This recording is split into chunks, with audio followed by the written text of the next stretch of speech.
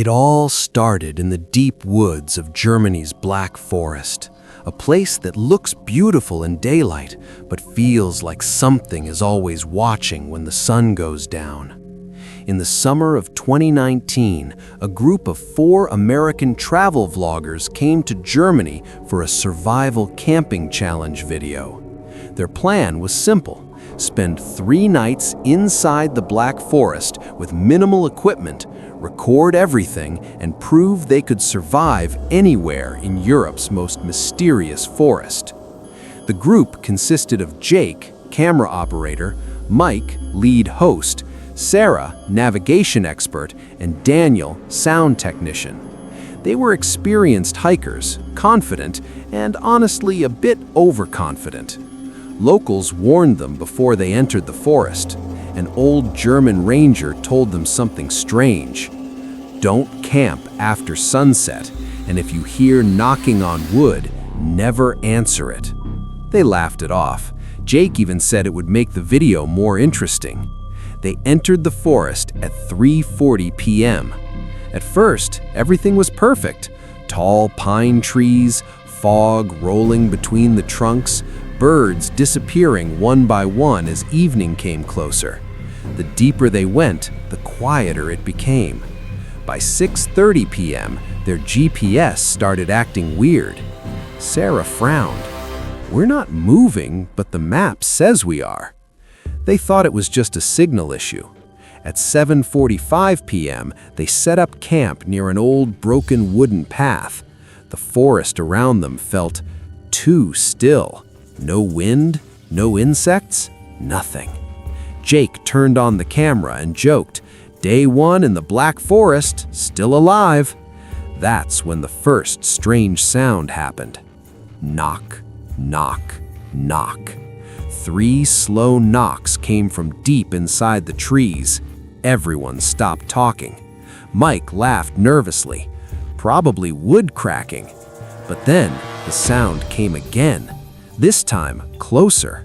Knock, knock, knock. Daniel aimed his flashlight towards the trees.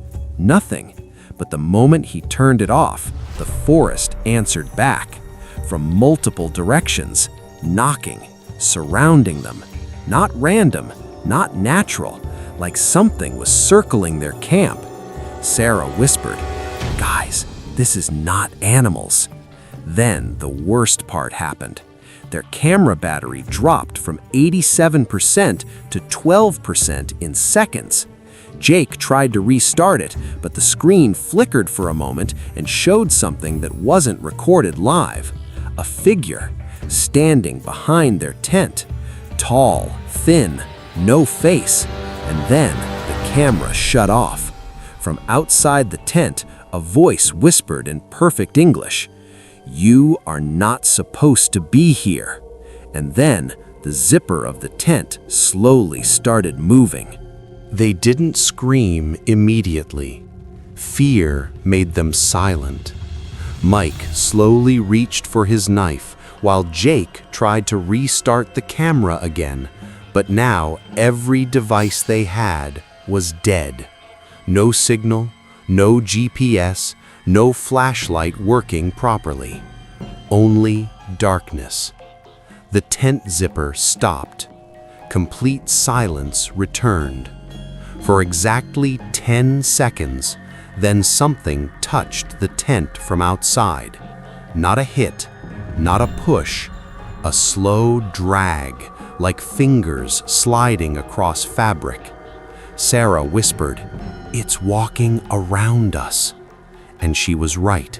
Footsteps started circling the tent, slow, deliberate, not animal steps, human-like, but wrong. Then suddenly, one of the tent poles bent inward slightly, as if something heavy was leaning on it from above. Mike made a decision. We run, now. They unzipped the tent and ran in different directions, thinking they could regroup later. That was their first mistake. The forest was no longer normal. Every direction looked the same, trees repeating, paths disappearing. their own footprints fading behind them as if the ground was swallowing evidence. Jake ran for what felt like 20 minutes until he saw a small wooden cabin, old, broken, half-burned, but it had light inside, a warm yellow light. He went closer, against every instinct. Inside the window, he saw people sitting around a table. 4 people, exactly like his group, but wrong. They were sitting perfectly still, not blinking, and then one of them slowly turned its head toward him. It was Mike, but his eyes were completely black. The figure inside mouthed something silently. "You already arrived." Behind Jake, a branch snapped. He turned. Nothing there, but the cabin door was now open, and from inside, the same voice whispered again, "The forest only copies what it takes." Jake ran. This time he didn't stop. He didn't look back.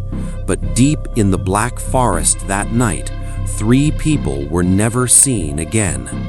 Only Sarah's broken camera was found weeks later. The last recovered frame showed something impossible. The group still walking inside the forest, but there were 5 of them,